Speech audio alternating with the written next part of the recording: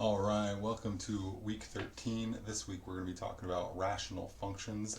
So in this video here, I'm going to walk through the class note document that I have created for this week. You should be kind of going through these things together. You should be reading the document, you should be doing the examples that are in the document, and then you should be coming back to this video to continue on to see my explanation of each of those parts. Make sure that you're doing each of these things on your own, and then confirming your answers, kind of clarifying anything that you need with this video here. In general, I'm going to try and stay organized on my board here so that our blue underlined parts here match the underlined sections in the notes that you can kind of help follow along with the videos here. So what we want to start with talking about here, since we're talking about rational functions, this is a new idea for us here. We first need to define what it means to be a rational function. When you see rational function, the key word here that you should be seeing is ratio. This is a ratio of two polynomial functions here. So it matters that we know what a polynomial is. That's why we covered those last unit here. So we are taking the ratio of two polynomials here. Our only rule here in general is that we can't have q of x be 0, otherwise we'd be dividing by 0, which, by the way, is going to be a really key part of a lot of our discussion of our rational functions. Just to look at some light examples that we know what kind of things to expect and to not expect here. A couple of our good examples here, I've listed 4 equations here in the notes. First one here, 1 over 3x plus 2. I'd like to immediately point out that this isn't exactly in this format here, but what you could imagine for yourself is we could certainly get a common denominator between these two terms here and add them together. We would end up having a polynomial term and a polynomial term, top and bottom. Both of them would be linear terms there. In our second example here, we see that in this example we have x's both in the numerator and the denominator. Notice that over here we only had constants in the numerator. That's okay. The equation y equals 1 is a polynomial anyway. It's not a very exciting one, but it is a polynomial here. So here we see that we might have x's both in the numerator and the denominator. In example 3, we just see that we might get even grosser things out there. We've got a second order polynomial in the numerator. We have a fifth order polynomial in the denominator. Finally, I would like to actually point out here in y4 that y equals x technically counts as a rational function. We can think of this as x over 1. X is a polynomial, 1 is a polynomial. We typically ignore these as part of our conversation for rational functions. We're typically, when we talk rational functions, referring to having a function where there's always an x term, at least in the denominator. Maybe not up in the numerator, but pretty typically our discussion here is centered around functions that do have some x term in the denominator of a function. Some examples of things that are not rational functions here would be y5 and y6. y5 is not a rational function. In fact, these are both not rational functions for the same reason. Square root of x is not a polynomial. Remember that our definition of polynomial states that we must have positive whole number powers on our x's. Square root of x is the same thing as an x to the 1/2. That's a fractional power. So square root of x is not a polynomial. Therefore, this entire expression is not a rational function. Very similarly over here, 2 to the x is an exponential function. It is not a polynomial function. So same reason here, y6 is not a rational function because it is not the ratio of two polynomials. It's the ratio of a polynomial with an exponential. That kind of ruins the kind of features that we're trying to identify here. So we want to make sure that we've only got polynomial parts, not fractional powers, not some other functions like exponentials, logs, trig functions, and anything else like that. We just want to have our polynomial parts in here. So where we should go with this discussion, now that we've seen what a couple of these look like, is we should do the same thing that we did in our quadratic unit. And let's just take a look at the simplest possible rational functions that we can identify what seem to be the features of interest. Then we'll go hunt for all those features across a bigger variety of examples.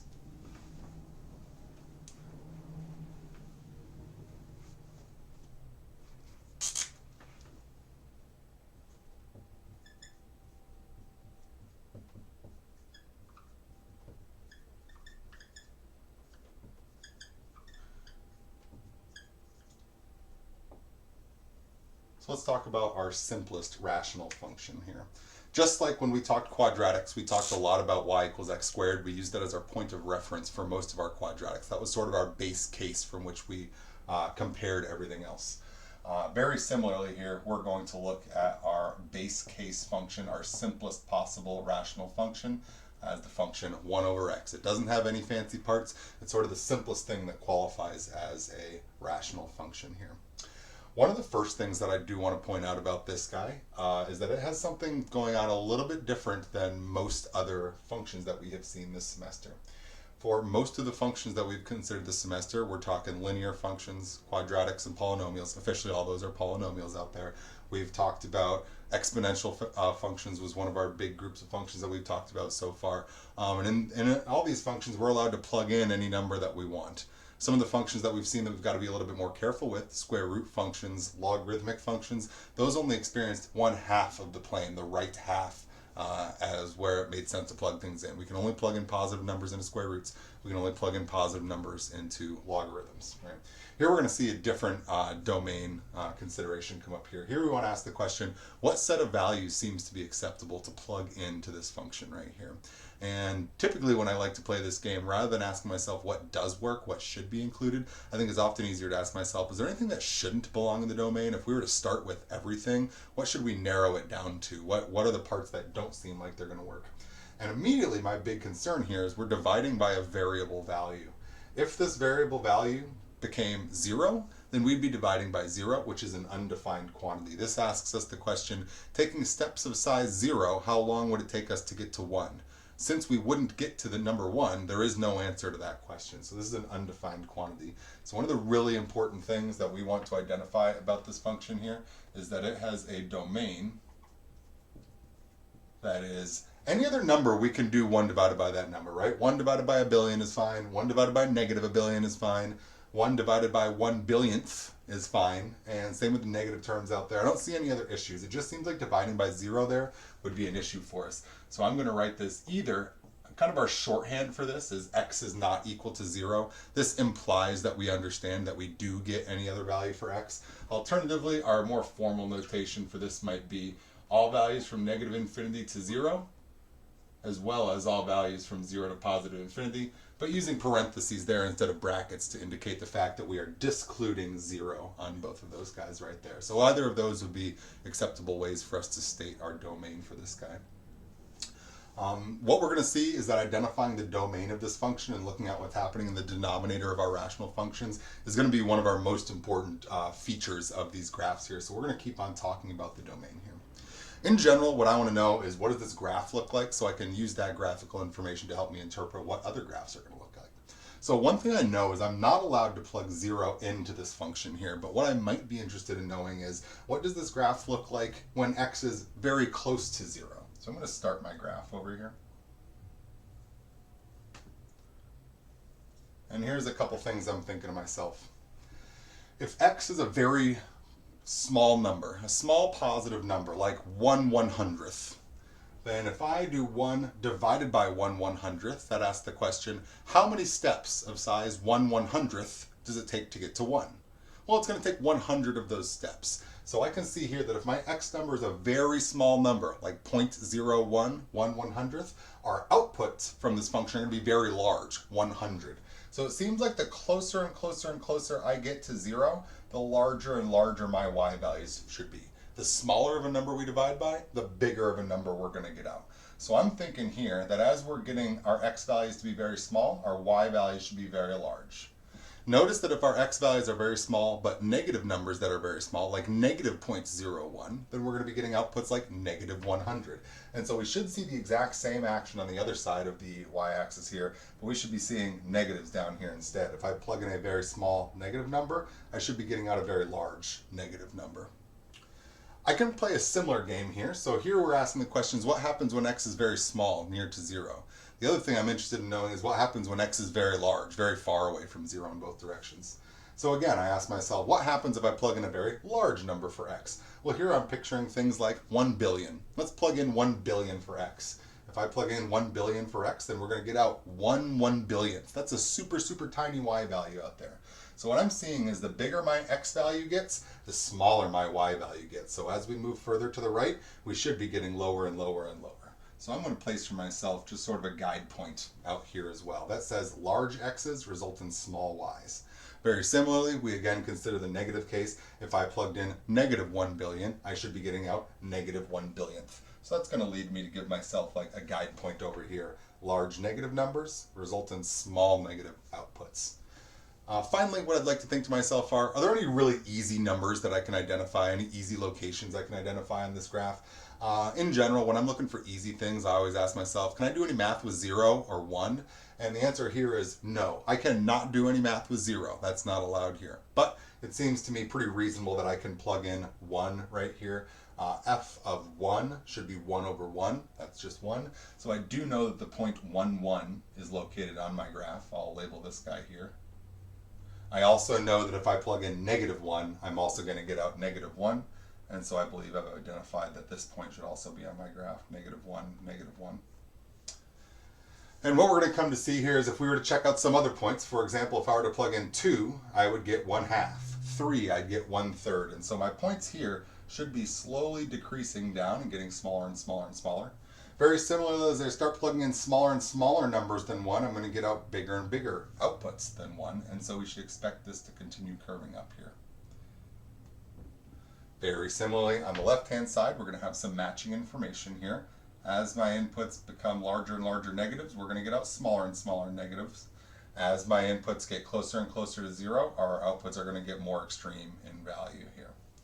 So this, in general, is what our graph is going to look like of our y equals 1 over x function.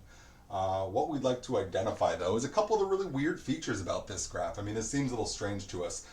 Is this really two separate pieces? Are they just connected somewhere?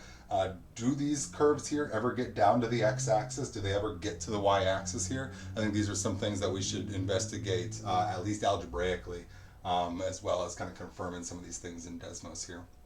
So one of the things we should look at is what's going on with our y-intercept here.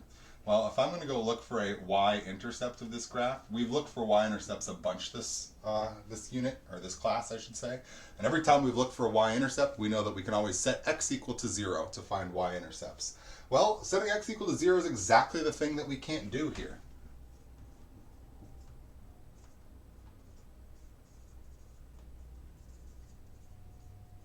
So it seems like if we were going to have an x-intercept, or excuse me, a y-intercept, it would have to be on the y-axis, but that's exactly the place that we've located, that we've identified, that we actually won't have any terms. We're not allowed to plug in x equals 0 here. Therefore, it seems like we can't have any y-intercept in this case. We will see that some of our rational functions do, but we want to be aware that sometimes our rational functions don't have a y-intercept. If you attempt to plug in x equals 0 and you find a division by 0 error, or identify that that's a location that's not in our domain, then here we don't have a y-intercept.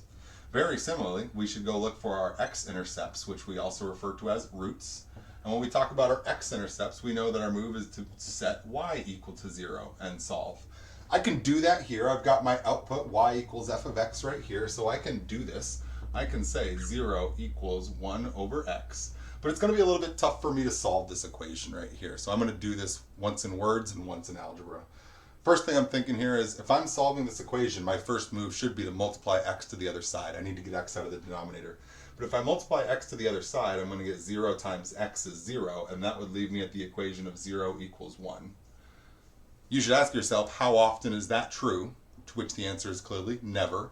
And so where do we have x-intercepts? And the answer is we don't. It looks like we landed at a nonsense equation when we went to go hunt for our x-intercepts out here.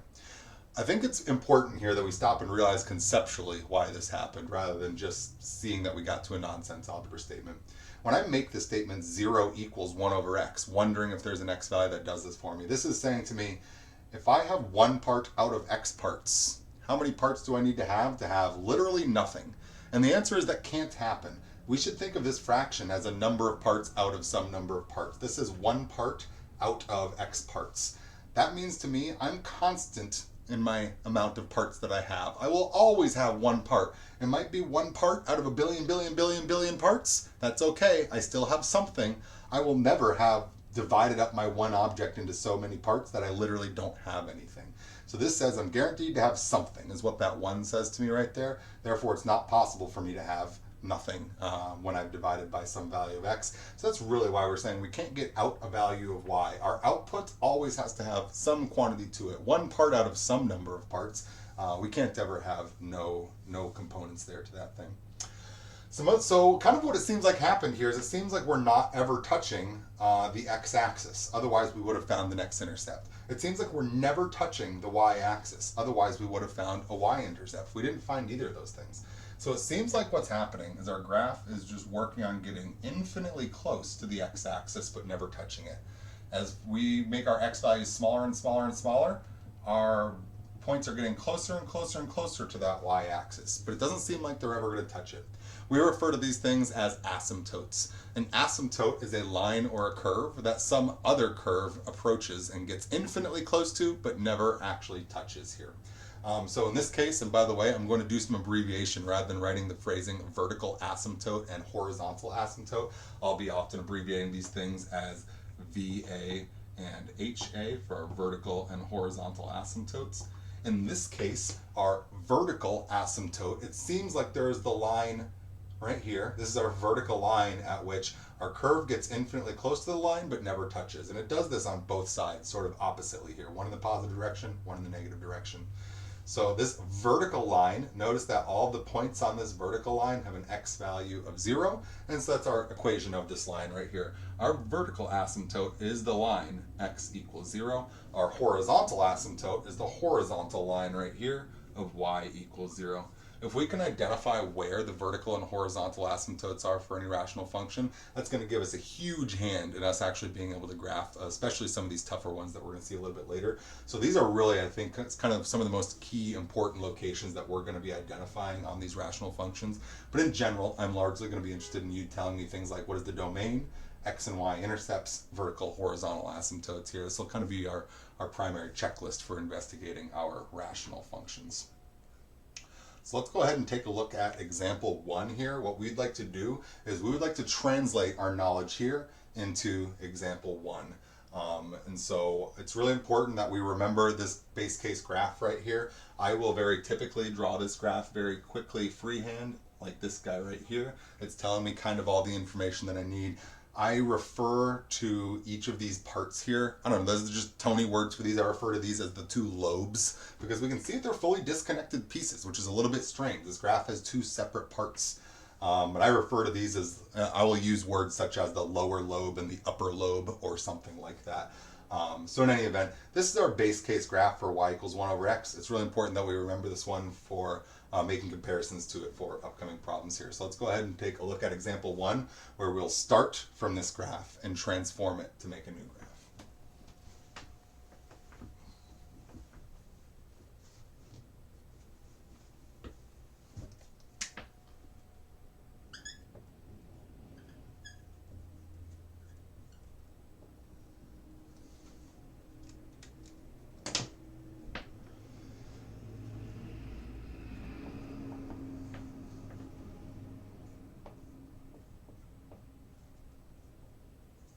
So we are interested in graphing this g of x function, 1 over x minus 2 plus 3. What's really important is that we understand that this looks to me just like a transformation of our previous f of x graph. So here's what I'm kind of seeing for myself. If our original graph was f of x, 1 over x, our base case graph, then what it seems to me that I could do is I could make a representation that says, well, if rather than just having x in the denominator, we had x minus 2 in the denominator, then maybe I could write this as f of x minus 2. You should know that this represents a horizontal shift to the right by 2 units. Further, I understand what it means to add 3 onto the end of a function. I'm thinking that if I want to do a plus 3 here, that would be like using my function notation over here, x minus 2 plus 3 should be now our g of x function. Right, this is g of x.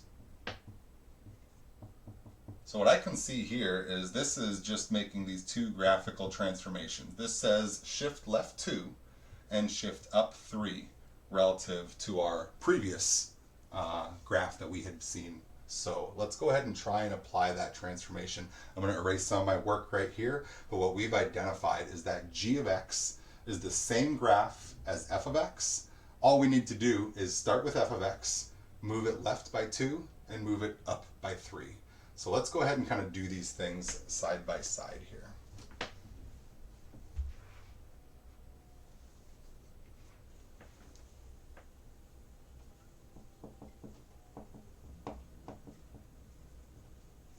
So here's what I'm thinking.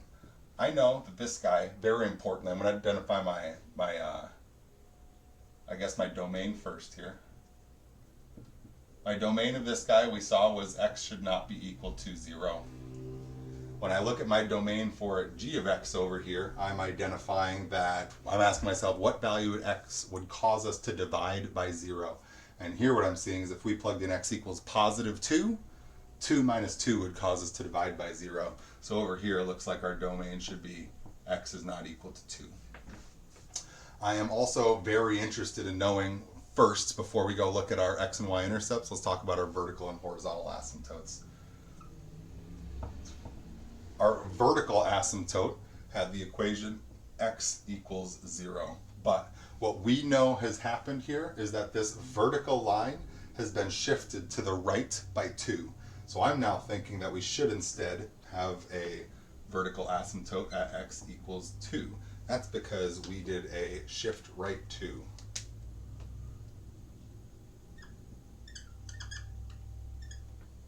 As I'm writing this, I feel like I'm realizing that in the previous segment, didn't I just say left 2 down there? I think that I did, and I think that I was wrong right there. We remember that these adjustments are always the opposite of what we're thinking. We need to contribute 2 more to this function than we used to have to get to that point where we were having a hole in the domain. That 2 more that we have to contribute is our shift to the right. So I think I had that backwards 1 second ago. In our horizontal asymptotes here, our horizontal lines, we had a horizontal asymptote at a height of y equals 0. But what we know has happened in our transformation is we've shifted the entire graph up by 3.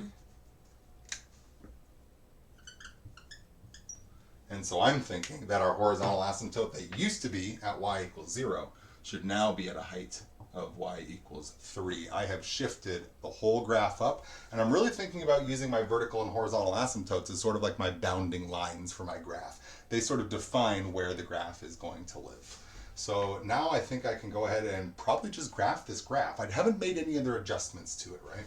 I'm thinking that I was starting with a graph that looked like this, and all I need to do is make those 2 adjustments. Very importantly, I'm thinking about where my asymptote lines were, and I'm moving the asymptote lines first, then allowing them to bound where my graph is located. So over here, when I draw this graph, then I'm thinking to myself, it should be that we're going to experience a vertical asymptote at x equals 2. We should be experiencing a horizontal asymptote at y equals 3. And nothing else with our graph has changed. We have just shifted. Notice our asymptotes used to intersect at 0, 0. Now our asymptotes intersect at 2, 3. Everything else about our graph should be the same. So I'm anticipating some things like our graph following this curve over here. And I'm just redrawing this exact same shaped graph. I have just grabbed the whole graph, moved it to the right by 2, and moved it up by 3. So I'm recognizing that g of x is just a transformation of f of x, and I'm allowing that to provide for me really everything I need to know about graphing this graph right here. Finally, the last pieces of information that I was asking for you to determine about this graph are where are the x and y intercepts. Now we saw with our base case graph that it didn't actually have any x or y intercepts, so it's not clear to us that any of these other rational functions will. Based on the graph that we just drew, I'm pretty suspicious that we definitely will have an x-intercept and a y-intercept. I want to go hunt for where those are actually located. I drew a good sketch of a graph, but obviously I put no numbers on that whatsoever. We might want to be a little bit more accurate than that. So let's just identify our x and y-intercepts to wrap up this example here.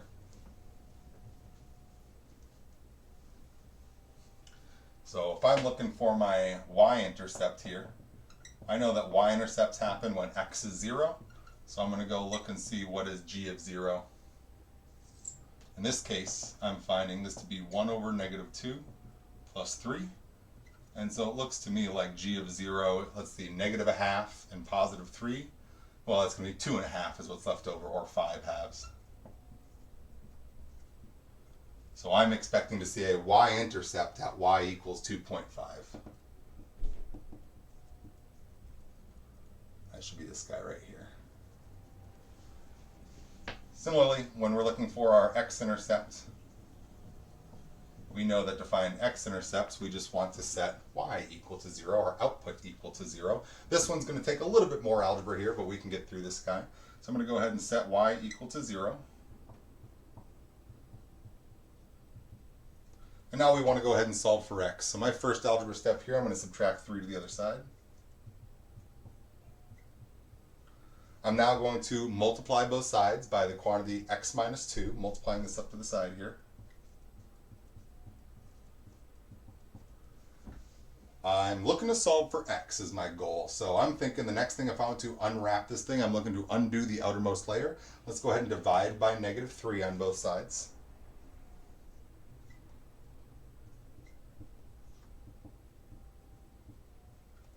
And finally, I can go ahead and add 2. 2 minus 1/3, well that's 6/3 minus 1/3. So I'm thinking we should be getting 5/3 as our location right here. So x equals 5/3, y equals 2/5. So our 5/3 should be this location right here. Our 2.5, our 5/2 should be our y-intercept y value that we've got right there. So notice our y-intercepts and our x-intercepts really here. Nothing too fancy going on here. We will come up with a little bit better rule for x-intercepts overall here, but always remember, y-intercepts happen when x is 0, x-intercepts happen when y is 0. That's generally true of all functions always. That's just where those things live on a graph. So let's go take a look at something now that's got some other features here that we would like to be able to identify. Let's take a look at example 2.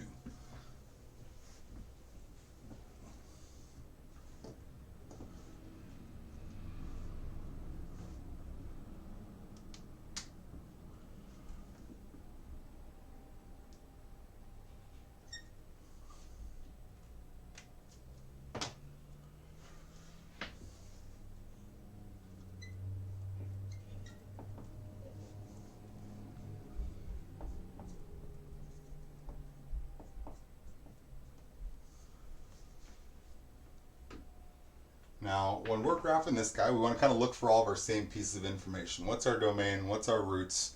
What is our y-intercept? Vertical asymptote equations, horizontal asymptote equations. This one we might get a little bit more stuck on. I might end up actually leaving a part or two associated with this one till slightly later in this video here that you can maybe answer later, confirm for yourself in Desmos. And so let's take a look at least the parts that we can find here and see what we see here.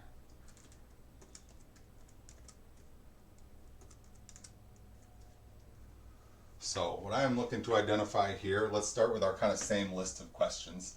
I'd like to start with knowing what's the domain of this function. And again, with the domain, we want to always ask ourselves this question. Is there anything that we see that doesn't belong in the domain? What value could you plug in for x and make the whole thing be divided by 0? In this case, it looks like if x was -1, that's going to be an issue for us. So I'm seeing here that x cannot be equal to -1. That's my simple statement for my domain here. Our other features that we would like to identify. Let's again go do our roots and our y-intercept. I know I'm doing this in a little bit order for this one here, but that's okay. Let's see. To find my y-intercept, I know that one's typically pretty easy here. To find my y-intercepts occur when x is 0. So if I go ahead and look at h of 0 in this case, I see that x's are both going to be 0. So I'm just going to get -3/1, which is just -3. So it looks like we should hit the y-axis at a height of -3 here. Similarly, to find our roots, also known as our x-intercepts here, to find our roots, we would like to know what value of x causes y to be equal to 0. So we'll set our outputs, our y values, equal to 0, and we'll solve. And here's where I want us to see a little nice thing that's going to happen here. Every time we go to solve a standard form rational function where we just have a single number divided by a single number like we do here.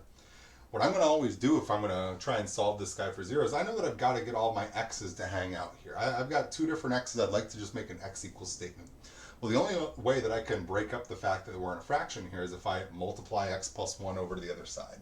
If I multiply x plus 1 to the other side, then I'm going to have 0 times x plus 1. So that's actually just all going to go to 0. So what I should really have left here is just 0 equals x minus 3. I've multiplied away the x plus 1 and it went to nothing. This has for us a very simple answer just of x equals 3. And you should notice that this works. If we go and check out h of 3 here, 3 minus 3 is 0 on top, but 3 plus 1 is 4 on the bottom. 0 divided by 4, that is in fact the 0 that we're hunting for there. So one cool thing that we should notice to generalize about finding the roots of rational functions, especially when they're in this p of x over q of x form, is that the roots of the overall function seem to really just be the roots of just the numerator. It seems like we just set the numerator equal to 0. We wanted to ask the question, when do we have nothing? So we set our number of parts, the numerator, equal to 0, and we identified that we should have a root at x equals 3. And this is our y equals 3 value right here. So let's take a look at our horizontal and vertical asymptotes now. Now, part of what our issue is really going to be with this function is that we don't just have this as a direct transformation of our 1 over x function anymore. Our 1 over x function only had parts of x in the denominator. We now have x both in the numerator and the denominator. So it doesn't seem like I can just slide this graph around necessarily and rewrite this as a transformation of just an x right here. So we might want to think, what else are we going to do here? So what I think we should do is we should play a very similar game to what we did when we were first looking at our first asymptotes here. If I want to know where my horizontal asymptotes are going, I'm going to think about my horizontal asymptotes here. Then what I want to think to myself is, what happens to y as x gets really big, as x gets really far away, as x becomes near positive infinity and near negative infinity? Thinking about infinity can be hard, so I just like to think about what happens when we're of size like a trillion or a billion. So if I go ahead and try and plug in 1 trillion into each of these values of x, what you can see that we're going to get out is a number here. It's going to be almost 1 trillion. It's only going to be off by 3. And 3 relative to a trillion is next to nothing, right? Similarly down here, we're going to be basically a trillion. We're only going to be off by 1 from 1 trillion, right? And a trillion is not even a big number yet. The point to me here is, as x gets huge here, it looks like these two numbers are going to be different, right? Because we're subtracting 3 and adding 1. But as we take the ratio and this x gets bigger and bigger and bigger and bigger, we're effectively getting out numbers like a trillion divided by a trillion. And any number divided by itself seems to me to be 1. So the thing that I'm thinking that we're going to end up observing here is that the larger x gets, the more and more the subtraction of 3 and addition of 1 are insignificant relative to the size of x. And this fraction should get closer and closer and closer to just being the fraction 1. Notice here, if I just cover up the insignificant parts with my hand, the lesser dominant terms, the dominant terms are just x over x, which would simplify to 1. So just using a little bit of a reasoning argument here, it seems to me like if x gets incredibly large, the numerator and denominator get super close together in value relative to each other's sizes, and therefore a horizontal asymptote here should be at y equals 1, a height of 1, because when x gets super big, this ratio will be the same number divided by itself, which should be equal to 1. That should be our long-term height here.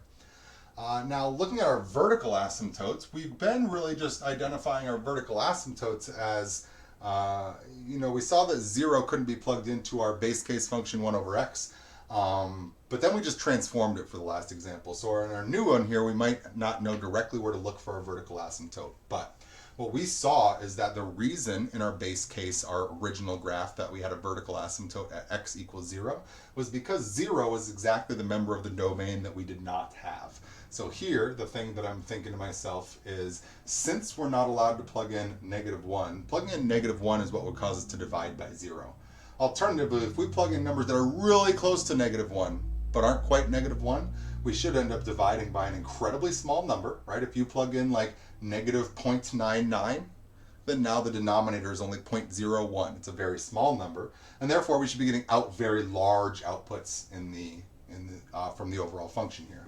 So it looks like what we're seeing here also is that our domain, where the denominator is equal to 0, is going to be a good tip to us as to where we should be looking for our vertical asymptotes here. So it seems to me that we should be experiencing a vertical asymptote at exactly the location that we're missing the objects from our domain here. So it looks to me like x equals -1 should be our location there. Now, finally, I'd just like to say again, you shouldn't be super confident about graphing this. This is a weird looking function. It doesn't even look like the base case that we set up before, because our base case had a 1 in the numerator and this has an x. So I'm not trying to be overconfident about graphing this guy. I just want to get a little bit more information before we go off to do this. So let's just go ahead and plot at least 1 point. Pretty typically, I just pick at least 1 point on either side of my vertical asymptote right here. So let's just look at plugging in a simple point on either side of this guy here. For example, a point to the left of -1, I could look at f of -2, that's to the left of -1. And if I look at f of -2, I'm going to be getting, it looks like in the numerator, we'll get a -5. In the denominator, it looks like we'll get a -1. And so it looks like my output should just be 5. And so that says to me, -2, 5 is a point on our graph. Very similarly, let's just plot 1 point on the other side of the vertical asymptote, and then we'll go ahead and sketch a graph here. To the right of x equals -1, I think my easiest point to pick is 0. And if I plug in 0, we're just going to get -3 over 1 equals -3. And oh wait, what am I doing? I already did this already right there. I already knew that was going to be a point on my graph. So it looks like 0, -3 should be a point on this graph. So let's go ahead and use this information that we found to attempt to sketch a graph. Our important information here is that we know where our y-intercept is located, our x-intercept is located, vertical and horizontal asymptotes, and we know 2 points that are on the graph right here. So I'm going to go ahead and condense this information and then draw the associated graph. So we've got a y-int at y equals 3, -3. We've got our root at x equals +3. We've got a horizontal asymptote at y equals 1. A vertical asymptote at x equals -1, because that was the hole in our domain. And finally, we know a couple points that are on this graph, -2, 5, and 0, -3. So those are some points that we know. So let's use this information to attempt to draw a sketch of our graph here. So what I'm seeing is, in our plane, the first thing I always do is graph my asymptotes. Those are always my guidelines. So it seems like vertical line, we should have a line at x equals -1. As far as our horizontal asymptote goes, we should have a height of +1. What I don't know necessarily is where my 2 lobes live. That's why I decided that we should plot these extra points out here. So let's plot the known points that we have. The y-intercept actually corresponds with one of them. We have a root that's at x equals +3. So it seems like we should have a root out there at 3. I know that I have the point -2, 5. -2, 5 will be up here. And I've got the point 0, -3. 0, -3 right here. So that should be about right there. So the thing that seems to be happening to me here is that in our original graph, our 1 over x graph, that we were getting something that had an upper right lobe and a lower left lobe. But it doesn't seem to me that that's the case here. It seems to me that the case is that I've got a bunch of action happening in this bottom right quadrant. I know I have some action happening in this upper left quadrant. So I think I know that I should have a couple lobes doing their rational function behavior here and here. My question for you might be, should we also have some other parts in either of these other 2 quadrants over there? Should we? How do you know that we shouldn't? My answer here is that if we are in fact a function, which this is, then we must be passing the vertical line test. And so I know that there couldn't be any parts in this quadrant or in this quadrant, or else if there were, then we'd be failing the vertical line test, unless there was somehow a point on the vertical line here, but I know there can't be, because there cannot be any value that's associated with x equals -1. So a lot of times what we don't know going into these problems is that even if we've identified this information, it's not clear in which of the chunks of the graph our lobes will live. So that's why I very often give myself just a couple extra points out there. Just plug in literally anything to start getting some points down so that you can make the comfortable guess to say, yes, it seems like we're shaping up a lobe in the lower right quadrant. I didn't know to expect that here, but graphing my couple of test points really helped me find that out here. So a little bit stranger one here, but we can still use our intuition here about our asymptotes to help us find a graph associated with this guy here. Coming up next now, we're going to take a look at example 3. But in example 3, we want to be graphing this function 1 over x squared. So you should really stop and make sure that you do this one here. I think this one's really important. So take a moment and look at example 3.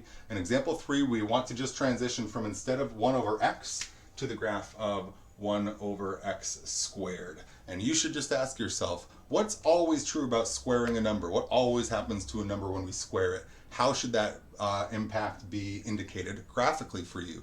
You should attempt to graph 1 over x squared. I'd recommend just plotting a couple additional points for yourself like we did over here. You should verify that your answer is correct in Desmos. Once you've done that, then you should try and graph the additional 2 graphs that I have graphed on example 3, and you should try and do that by hand, because you should recognize those as transformations, just like we looked at in example 1. Right, just an example 1 was a transformation of 1 over x. Here you should be seeing these are just transformations of 1 over x squared. So since you'll know the 1 over x squared graph, you should be able to graph its transformation. So go ahead and do that now, and then we'll take a look at example 3. So here we are looking at example 3 now. We're interested in this graph of 1 over x squared and some of its transformations. So first let's sketch our graph of 1 over x squared, and we're going to use this as our base case to help us graph our other 2 functions here. I asked you the question, what always happens when we square a number? I am hoping that the answer that you're saying to me is the number always becomes positive. What I know about 1 over x squared is that 1 is a positive number, x squared is always a positive number, and therefore a positive number divided by a positive number should always be giving us positive outputs. So when we were graphing our 1 over x, we saw that we had an upper right lobe and a lower left lobe. But we're not going to have any lower lobes on this guy right here. Basically, the way that I picture this is that whereas 1 over x had an upper right and a lower left lobe, we're just going to end up sort of flipping up that lower left lobe here for 1 over x squared. I do want to say, I keep on graphing a lot of these graphs without putting any numbers on the graphs. I'm interested in a lot more in our shapes and our kind of general structure here, identifying boundaries associated with our asymptotes and things like this. So what we should still expect to see is a lot of the same behavior here on 1 over x squared as we saw with 1 over x. Our primary difference is that all of our outputs are positive. So what we should understand here is that as x gets very, very large, y gets very small, and it stays positive. Alternatively, if we plug in very large negative x's, they're going to get squared to become positive, and we're going to get out very small positive outputs again. If x gets very, very close to 0, whether it's positive or negative, close to 0, positive or negative, we are going to get out very, very large outputs. Dividing by small numbers gives us large numbers here. So our 1 over x squared graph looks a whole lot like our 1 over x graph. It's just got 2 lobes with positive heights rather than the 1 over x graph that had a lobe in the first quadrant and a lobe in the third quadrant over here. And it's certainly true that this graph has a slightly steeper curvature right here because of the fact that this is squared. But again, I'm not trying to get too technical with this graph right now. I just want us to have our general shapes that we can apply some transformations. So what I'm going to do is I'm going to label this guy here as our base case. And when I say a base case, that really just means something that I'm referencing back to. In fact, I'm even going to go so far as to write this guy here as f of x so that I can use this to think of transformations of my next 2 graphs right here. So I'm going to think of f of x as my base case graph from which we're going to make adjustments for our next 2. What we should be able to see here in this next upcoming graph is this is almost the same thing. It's still 1 over some x stuff squared. It's just that rather than having x, we have x minus 3. So this looks to me like this is just the graph of f of x minus 3, which you should know is a shift right by 3 according to our function transformations. Therefore, I should be coming up with a graph where, and again, I'm using my asymptotes here as our guides. I always like to graph them first. I'm going to shift on my asymptotes to the right by 3. So this horizontal one, when it gets shifted to the right by 3, nothing really happens to it. Our vertical asymptote, on the other hand, when it gets shifted to the right by 3, is now at a location of x equals 3. That's my new vertical asymptote location. And all I'm going to do is just shift my 2 lobes to match this shift that we've experienced out here. So I'm experiencing some behavior like this guy here. Let's do the same thing here. Let's just interpret this as a transformation of our base case graph. In this example over here, I again see 1 over some x stuff squared. I see that we've stuck a negative on that term, and I see that we have added 1 to it here. So I'm going to write this in function notation. We'll list what those transformations were in order, and then we'll apply them to our graph. It looks like I have the negative of f of x plus 2 plus 1. So I see three different transformations going on right here. It looks like if I'm going to work my way from the inside to the outside, as we know with our order of operations here, it looks like in order what I would like to do is first shift my function left 2. Then we're going to take all of our outputs from the function, all of our y values here, and we're going to negate them. That should be performing a vertical flip. It's a vertical flip because the negative is outside the parentheses here. So we'll do a vertical flip. And then finally, the last thing we do here is we add 1 to all of our values. That should shift us up 1. So let's apply each of those transformations in order here. So first, I would like to think about shifting my graph to the left by 2. And in fact, I'm going to give myself a little bit more room for this one. I'm going to erase a little bit right here and draw a sequence of graphs. So the first thing I want to do, and I'm going to draw some small ones here and then a big one for the final one. First, I want to shift this graph to the left by 2. So we should be getting something that's going to look like this. There's my small one. That's my left 2. Now I'm going to apply my vertical flip. So I still have my vertical asymptote at -2. But now we're going to apply a vertical flip. So I should be looking something like this. All of our outputs are now negative. We're taking a number that's guaranteed positive and sticking a negative symbol on it. So everything should be negative. Finally, we now would like to shift up 1. This will be our final one, so this should be our final graph here. We're going to take this graph and apply a vertical shift up by 1. So now I should be experiencing a horizontal asymptote at the line y equals 1. I should be experiencing my vertical asymptote at x equals -2. And I see that I have 2 lower lobes here to be graphing. So this is my, at least, sketch of my graph that should be associated with this function right here. And the reason I know this is because this is just transformations of what we're referring to as our current base case graph, 1 over x squared. So in this unit, I kind of have said that 1 over x is typically the thing that we build off of here. But it's certainly the case that 1 over x squared is kind of also falls into the category of our base case graph. So pretty typically 1 over x squared. If you're comfortable with both those shapes, then that's going to help us make lots of our graphs from our other transformations that we see out here. So remember that transformation stuff that we covered last unit, really important. It gives us lots of easy answers from simple steps by understanding some simple transformations right here. If I just gave you this equation in this graph, I think that's hard to figure out, but I think if we understand the concept of transformations, hopefully this is quite a bit easier. This is really me just applying a sequence of transformations one after another. 1 over x squared, 1 over x plus 2 squared, -1 over x plus 2 squared, -1 over x plus 2 squared plus 1 right here. So now we've wrapped up example 3. Let's go ahead and take a look at example 4.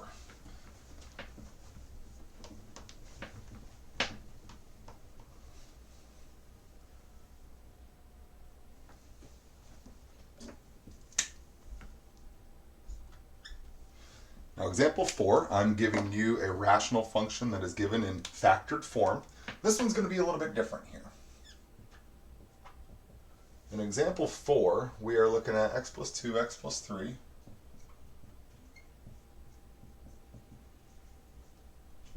All divided by x plus 2.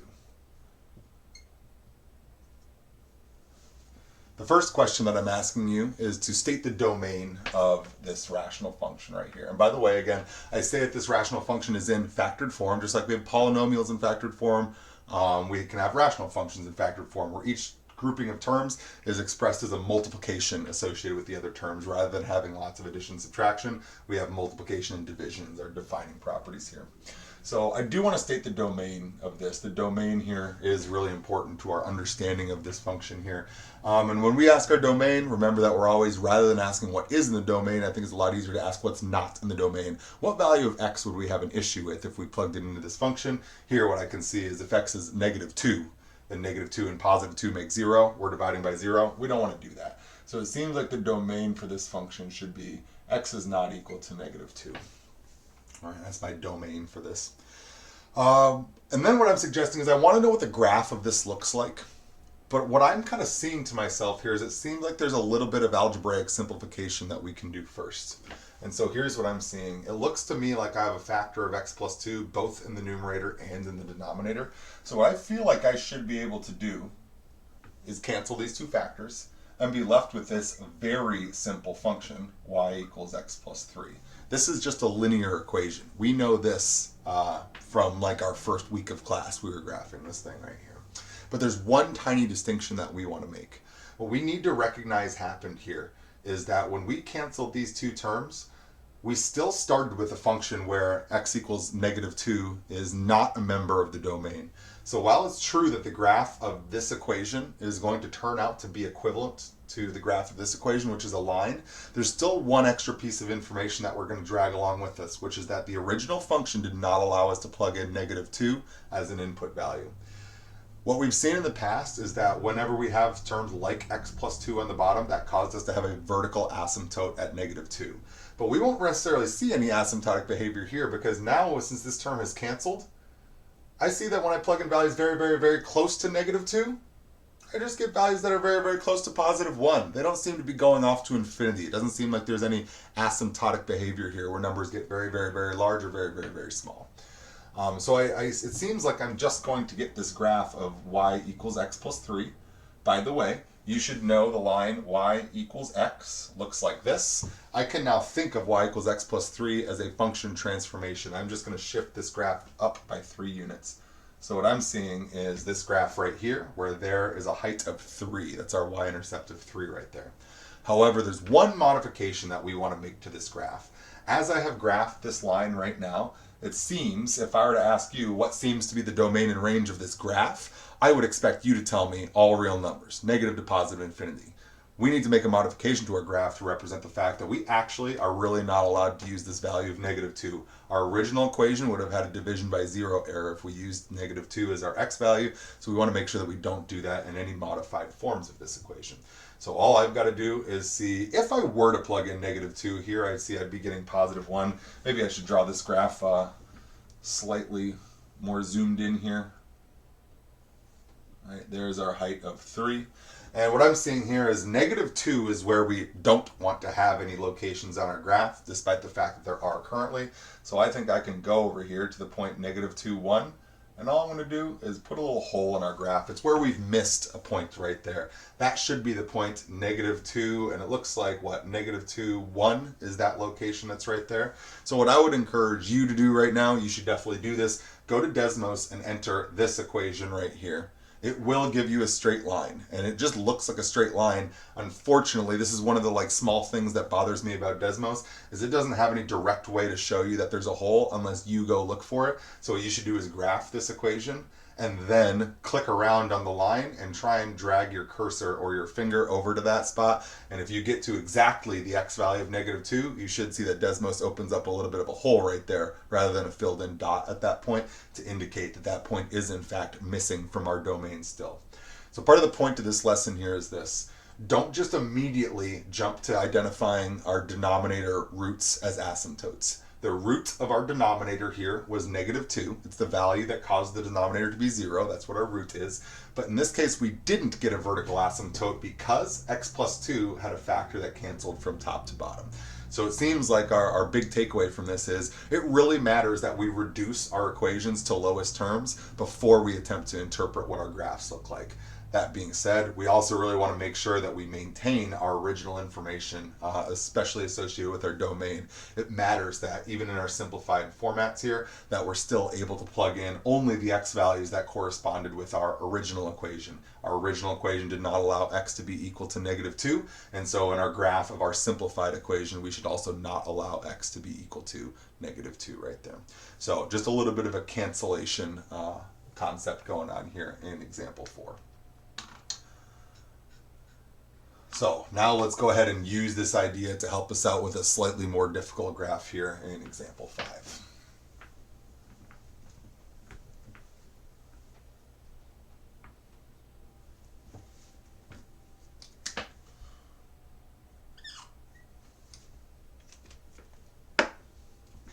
Here we've been given the function y equals, and what do we got here? X squared minus 5x plus 6.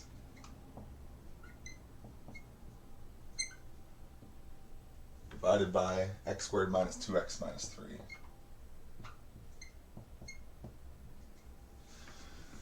This is certainly a little bit tougher. if I were to ask you what's the domain of this graph, it's a lot harder for you to judge this right here. And that's because quadratics in standard form are typically not my friend. We know that if we're interested in finding the roots of this rational function, we can look and see where is the numerator equal to 0. If we're looking for the locations that are not in the domain, the probable locations, but not necessarily guaranteed locations of vertical asymptotes, should be the roots of the denominator, where is the denominator equal to 0. So we can do each of these things, but again, if we're looking for roots of the numerator and roots of the denominator, we know how to find roots of quadratics. We always hope that we are in factored form. So what I think we should try and do right now is factor at these two quadratics and see where we're sitting. So both these hopefully are pretty easy for us to factor. I know that we have all mastered quadratic factoring by now, especially when our a values are 1. This should be pretty easy. So hopefully you have identified our factored form here as x minus 2, x minus 3 for the numerator. Notice -2 plus -3 gives -5. Also -2 times -3 gives +6. Down here in the denominator, it looks like we need, let's see here, x minus 3 and x plus 1. -3 plus 1 is -2. -3 times 1 is -3. So it looks like this is my equivalent factored form rational function here. So I'm always going to start with my first step of identifying the domain of this function. It looks like the domain of this function, we always want to ask the question, rather than what is in the domain, what's not in the domain. What values of x would be a problem for us where we divide by 0? In this case, if x is +3 or if x is -1, we'll have some domain issues here. So I'm going to remove 3 and -1 from the domain. Those are both locations where we experience no input or output values associated with this graph, a division by 0 error. Now that we've identified that, I'm hoping that you have stared at this rational function for long enough to recognize the fact there are two factors of x minus 3 in here. I absolutely can cancel these away. It's just really important that I don't lose track of this domain information, that x can never be 3 here. So I am going to go ahead and cancel off each of these two and leave us just with our y equals x minus 2 over x plus 1. I guess I don't really need those parentheses right there. I'm just holding them over from our previous line. And I want to actually identify one, this is a bit of a technicality here, but I do want to say that this is say something here that's kind of important here. It's about this domain thing again.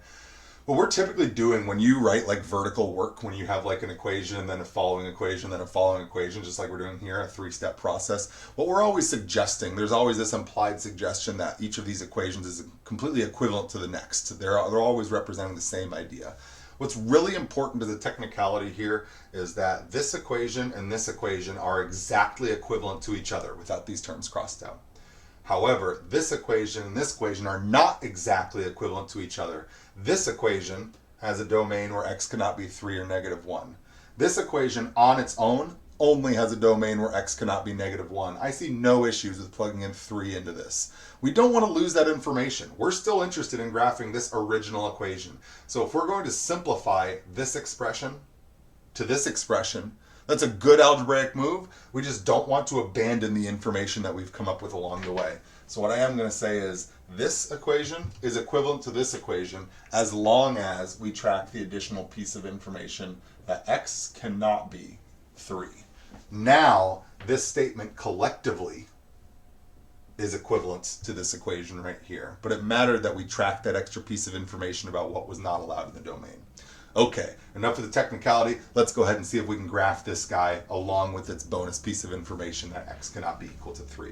We want to ask our typical questions here. We want to know things like, what are the roots of this quadratic, or of this rational function here? We have identified that we are going to get out a height. Remember, roots are x-intercepts. X-intercepts happen when y is 0. The only way we get out 0 from a fraction is if the numerator is equal to 0. So we have seen that we always go look for roots by finding just the roots of only the numerator. The numerator has a single root located at x equals 2. So notice if we plug in 2, we get 0 divided by 3, that's 0. We're going to do a height of 0, that is where we hit the x-axis. Yeah. The other thing that's really important for us to identify here is our vertical asymptote locations. We're looking for our vertical asymptote locations. We look for things where we say, when do we divide by incredibly small numbers? We are dividing by incredibly small numbers when x is very, very, very close to -1 right here. So notice in our factored form over here, we did identify 2 roots of a denominator. But it seems to me like x equals -1, since it survived in our cancellation, is going to end up corresponding to a vertical asymptote. Whereas x equals +3, since it canceled, is going to end up corresponding to a whole rather than a vertical asymptote. We've also looked at our horizontal asymptotes here, which again, we're going to kind of formalize this a little bit more coming up here. But as far as our horizontal asymptotes go, we like to think for our horizontal asymptotes, we're asking the question, what happens as x gets very, very, very large? And the bigger and bigger x gets, we're going to see that these two values are going to be the exact same. We're seeing that one's going to be adjusted by 2, one's going to be adjusted by 1. They're going to be a little bit different from each other. But again, if you think about plugging in like 1 billion for x, then the numerator and denominator are almost equal to each other. And when we divide two numbers that are equal, we do get the value of 1. So I'm seeing here that in the long term, what should our heights get close to as x gets very, very big? Our y value should get very, very close to the value of +1 as we let our y values get, or our x values get infinitely large here. And finally, just a little bit of extra information here. Maybe we can identify an extra point out here, a y-intercept point for ourselves. And if we're identifying a y-intercept point, remember y-intercepts happen when x is 0. If x is 0, all we're left with is -2/1, which is -2. So y equals -2. That appears to be our y-intercept location. Finally, I know I'm about to graph this. I've identified all my relevant information. I know I'm about to graph this. I'm just thinking to myself, I always like to plot at least one point on either side of any vertical asymptote, just to give myself a little bit of help. We keep on seeing that we're getting upper lobes and lower lobes and lobes on the left and lobes on the right. We just want to identify which regions of the graph that we've broken down based on our vertical and horizontal asymptotes do we think that we actually have those lobes.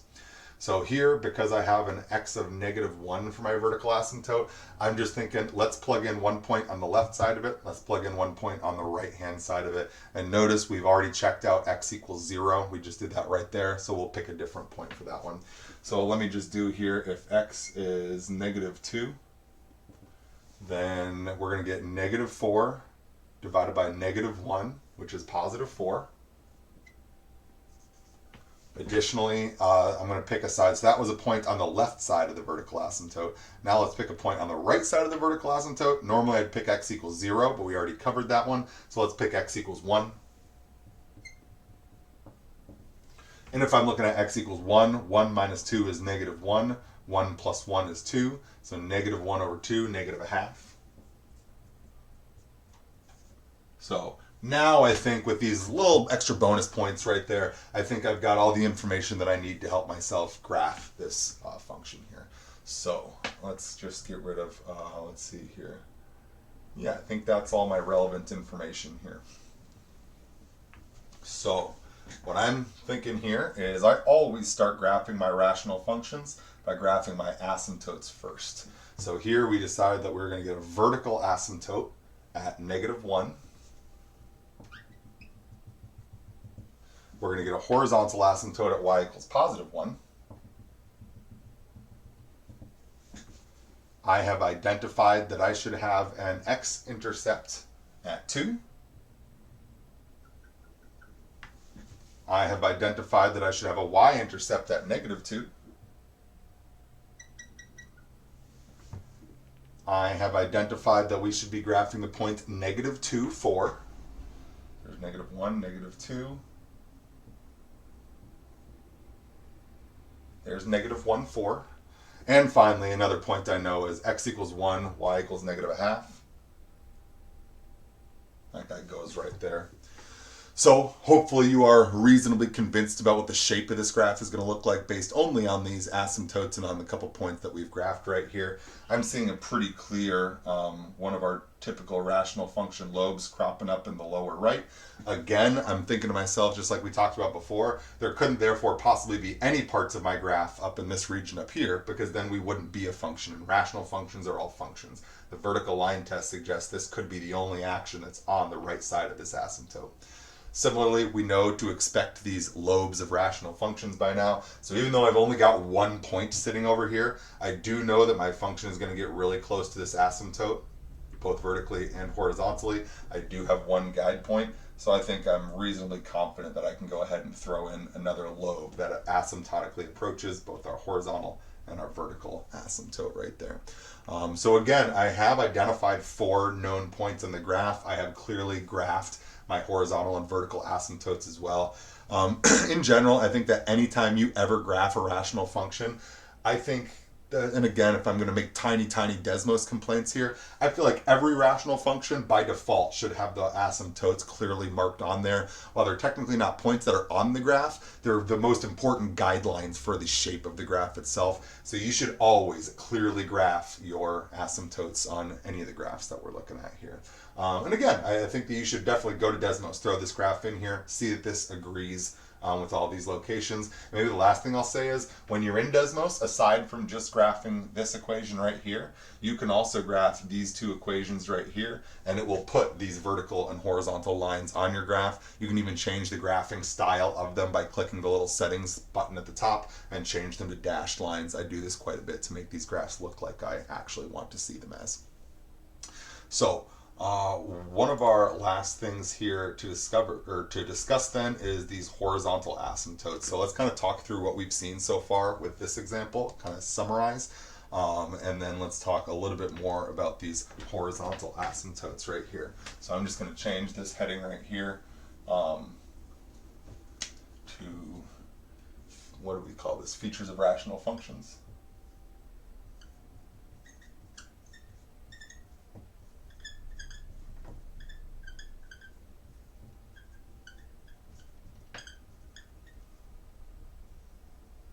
So for features of rational functions here, if you're following along in the notes, we're trying to identify pretty much the typical features that we've seen out here in all of our examples. We just want to kind of summarize what we've seen. First things first, domain is a super important topic of discussion for rational functions.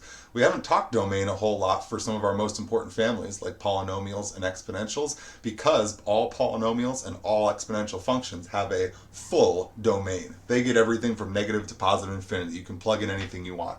What we're seeing here is that in almost every case, rational functions have some value that is not a member of the domain. We will see some rational functions that do have full domains, but to be honest, I think of those, I don't know, I guess they do occur, relatively often, but the point is, I always expect a rational function to have some missing member. Oh shoot, oh my gosh, I'm just realizing I forgot a piece of this graph right over here.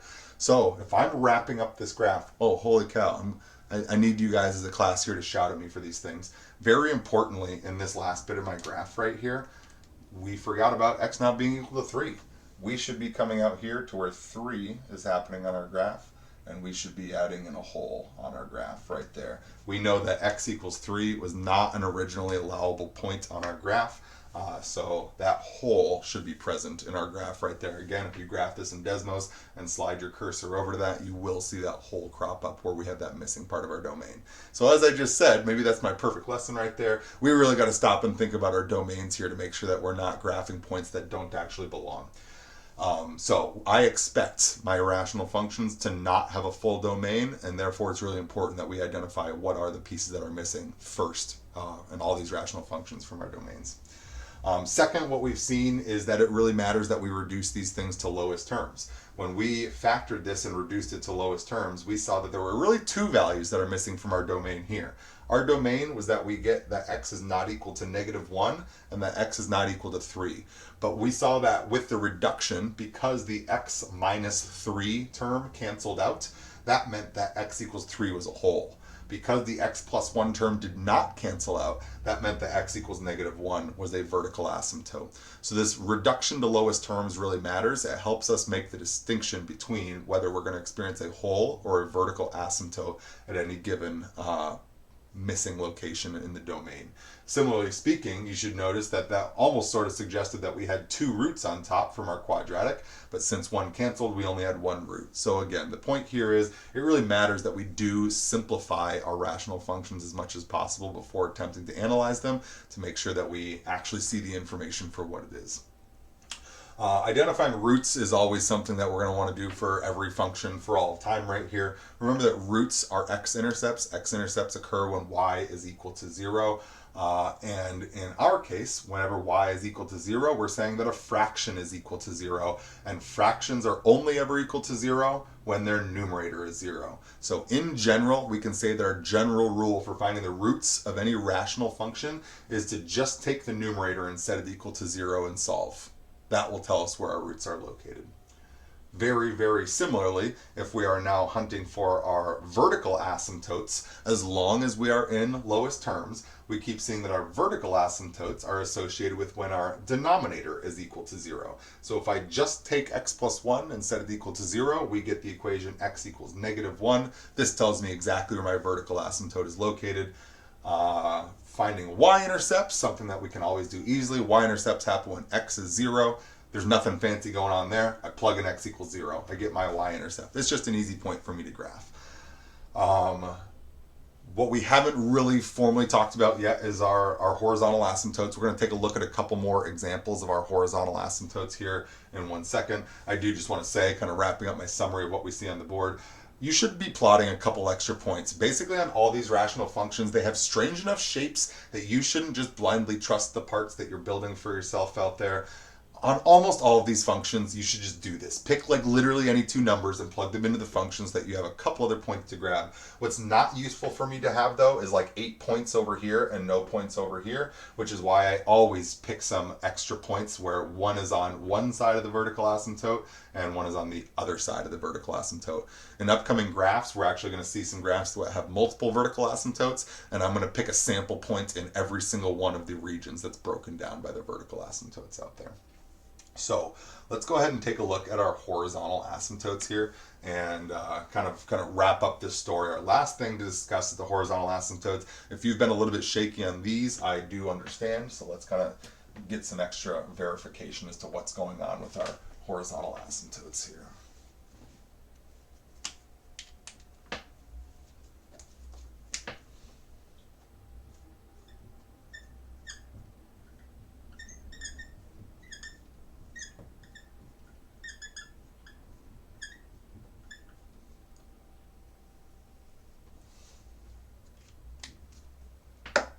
So when we ask the question, where are our horizontal asymptotes? The question that we're really asking is, as x gets really, really, really big, what height do we get close to? Do we just hone in on one value, or do we maybe get infinitely large or infinitely small? I guess that would be honing in on the value of 0 if we were to get infinitely small. So let's take a look at 3 different equations here, and let's see how the answer is different for all 3 of these. So our first equation here, x plus 2 over x squared minus 5. Our second equation here, y2, is 3x plus 2 over 5x minus 5. And our third equation that we'll consider here, y3, will be x to the 5th plus 2x cubed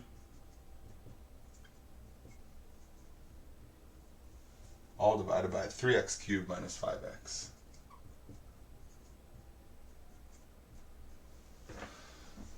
So in all 3 of these cases, I'm really interested in just us answering the one question. What's up with the horizontal asymptotes? And again, let's remind ourselves what's happening here.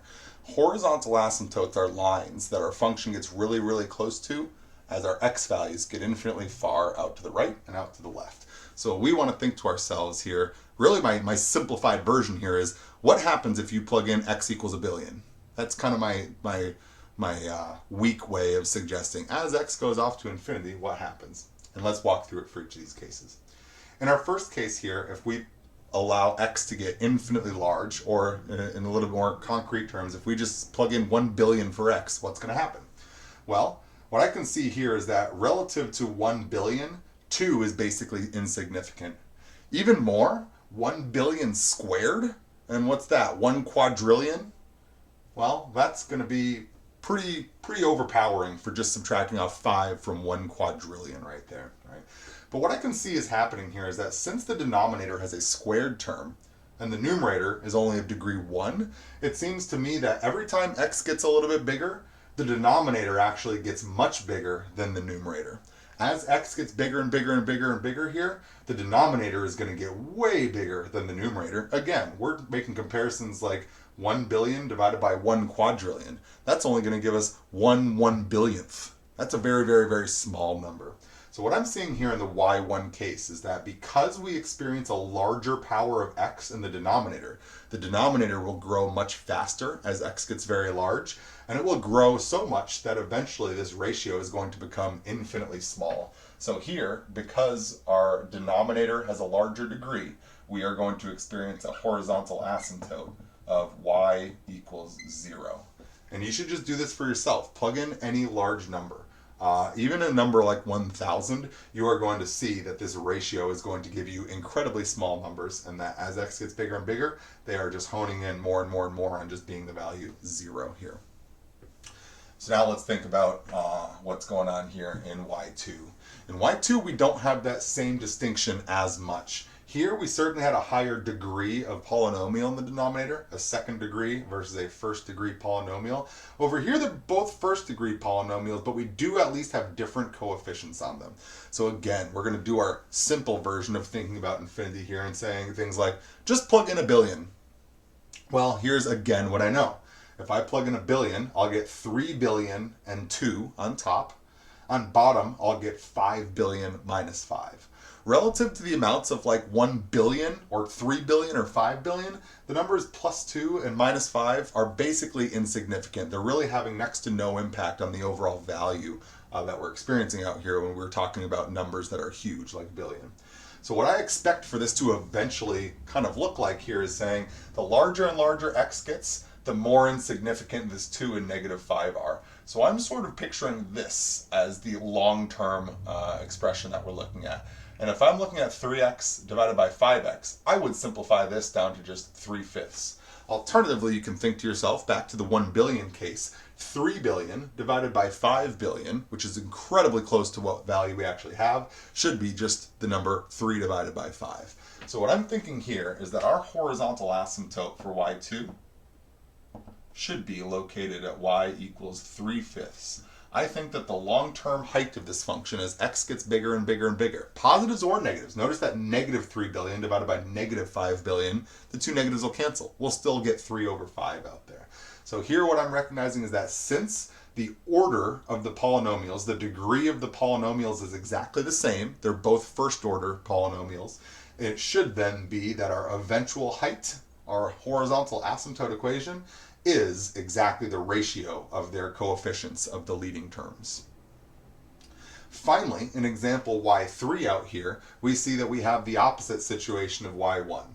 In y1 we had the higher order polynomial in the denominator, in y3 we have the higher order polynomial in the numerator. So once more, we're going to play our 1 billion game here, and again we should be thinking to ourselves, plugging in a billion is a huge number, and a billion's big, but a billion cubed times 2, even bigger. But most importantly, a billion to the 5th power, I mean, that's 1 with 45 zeros after it. This is a crazy large number right here.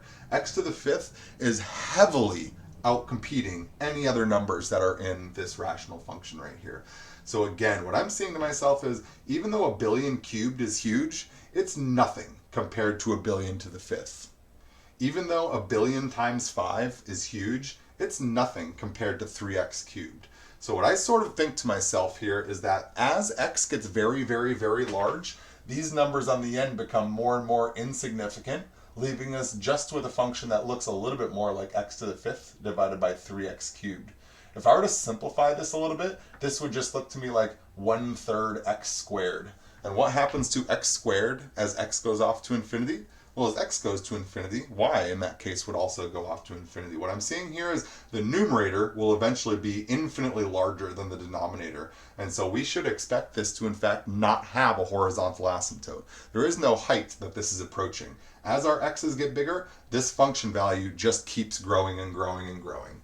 So here, for our horizontal asymptote, we're going to say there is no horizontal asymptote because it seems like here, because the degree of the numerator is larger than the degree of the numerator will grow much quicker, and so therefore our function value is going to continue to grow forever. As x gets bigger, y gets bigger. There is no single y value that we are approaching over time, as in these two cases right here.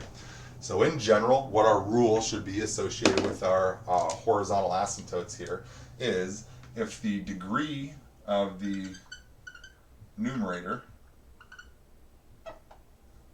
is less than the degree of the denominator, then our horizontal asymptote is at y equals 0, just like we've got here. However, if the degree of the numerator is equal to the degree of the denominator, then in this case they're both going to grow proportionally at the same rate.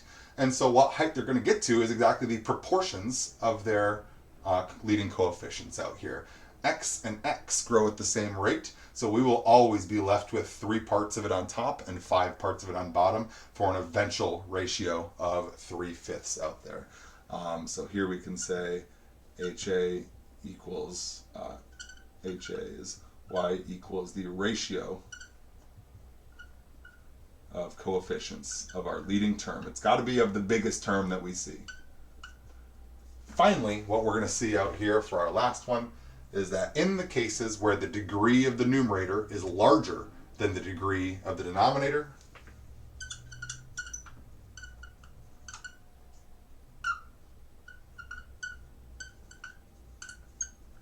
then we are going to have no horizontal asymptote. This is going to say to us that as x gets infinitely large, our y values are also going to get infinitely large because the numerator grows faster than the denominator. Finally, what I want to kind of point out to you here, which you should definitely go graph this in Desmos, is this. What I'm seeing here is as x gets infinitely big, these terms become insignificant relative to their leading term on each of their halves out there. So I'm sort of identifying that these two terms are the most important ones. And if I just grab that ratio there, I am getting 1/3 x squared.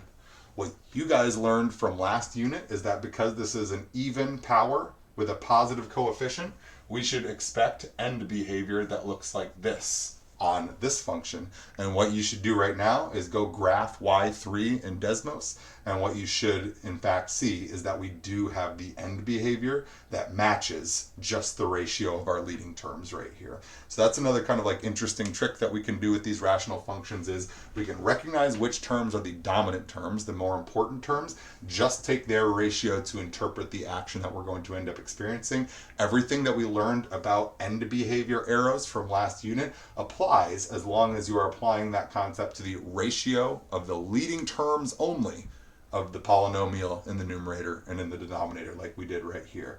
We can do this because these terms, while they do make a contribution, when x is huge, they make a very small contribution. So this is not a good idea for the general shape of our graph everywhere. This is only a conceptual idea associated with incredibly large x values. It's our end behavior. It's what happens on the ends of our graph only. So this type of analysis, you can't do this all the time, but if you're interested in talking about horizontal asymptotes or very large x values, then it is appropriate here for us to just think about what behavior the dominant terms are telling us we're going to experience. So that wraps it up here for the examples that we're looking at for this guy. You should re-watch parts of this video if you need. Ask me any questions. I think I made 2 small mistakes in this video, and I think I caught both of them. If you identify any others, please let me know so that I can associate those typo corrections with some stuff in the notes. Otherwise, your homework should be posted, and you should go ahead and do some by hand graph draw and identify domains, roots, y-intercepts, vertical, horizontal asymptotes here. Next week, we'll look at some slightly more challenging examples with some of these guys that have some stranger asymptotes. We'll look at cases where we have more than one vertical asymptote, and we'll also look at cases where we have some skew, some diagonal asymptotes, or even a graph that has a curvy asymptote that we get very close to. So we'll take a look at that stuff here next week.